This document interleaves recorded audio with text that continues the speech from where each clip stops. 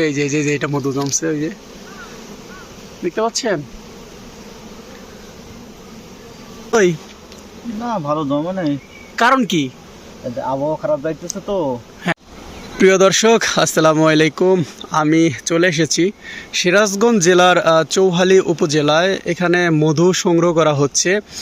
এখানে দেখতে পাচ্ছেন চারপাশে হচ্ছে সরষের আবাদ করেছে, সরিষার চাষ করেছে। সেই সরিষার ফুল থেকেই এখানে মধু সংগ্রহ করা হচ্ছে, একদম অথেন্টিক। দেখতে পাচ্ছেন। আমি যদি সামনে যাই, ভাইকে একটু দেখাই মধুর চাকগুলো উঠাইতেছে। আসসালামু আলাইকুম ভাই, ভালো আছেন? কি মধুর কি অবস্থা? মধুর সিজন তো চলে আসছে অলরেডি, মধু কি জমছে ভালোই?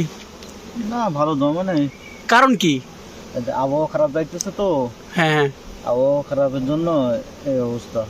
ও মানে সব দিক থেকে খারাপ যাইতেছে। তাহলে তো আপনাদের এই যে মৌমাছিগুলো আছে, এগুলো তো আপনার মানে ক্ষতিগ্রস্ত হচ্ছে, তাই না? জি জি। এটা কি নতুন দিছেন চাক? হ্যাঁ, এটা নতুন দিছি। মধু কি একটু একটু জমে না? একটু দেখান তো আমাদের। আচ্ছা, একটু একটু জমছে।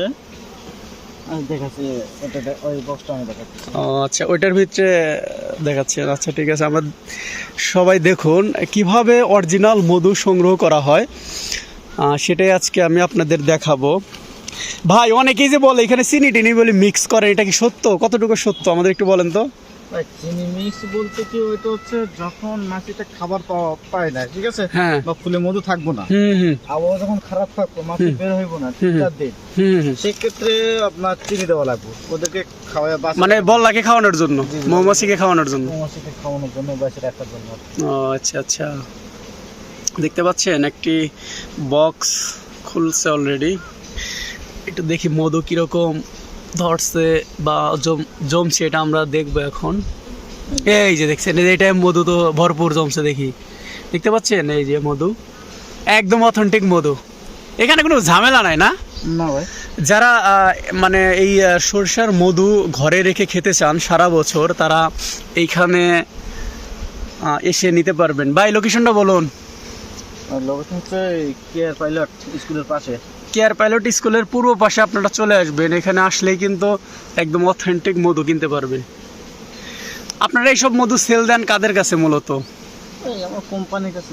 কোম্পানি। আপনি এমনি এই যে খুচরো বিক্রি করেন না? জি ভাই, বিক্রি করি। দেখতে পাচ্ছেন, ও মাই গড, অনেক বল্লা। এখানে ভিডিও করতে অনেক ভয় লাগছে যদি আক্রমণ করে। এখানে তো অনেক বল্লা আছে। এটা তো আপনি নিজের না কোম্পানির? ও আপনি নিজেই? ও আচ্ছা।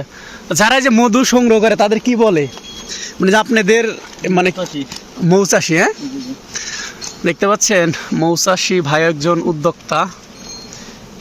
এই যে প্রত্যেকটা বক্সেই মোটামুটি 20% বা 40% মধু জমছে অলরেডি।